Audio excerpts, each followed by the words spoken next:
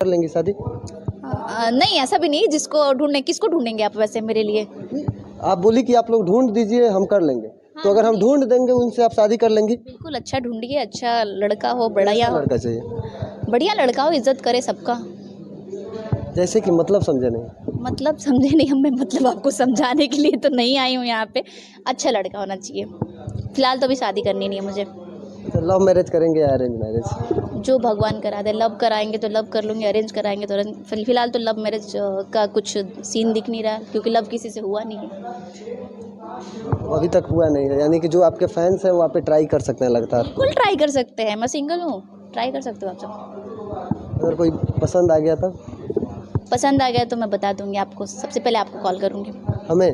बिल्कुल। तो कहीं हम पसंद नहीं ना आ गए अभी इसी दौरान? कैसी बातें करें, आप तो मेरे भाई जैसे हैं। चलिए ये अच्छा है, पहले ही मतलब रिश्ता क्लियर कर दिए, क्लियरिटी ला दिए। अंततः जाते जाते हम चाहेंगे कि दर्शकों के लिए गाना हो जाए। 2-3 बार तो गाना गवा दिए। अब मैं दर्शकों से ये विनती करूंगी कि हमारा गाना है हरी हरी ओढ़नी है, हमारा फिल्म है हमारा स्वाभिमान।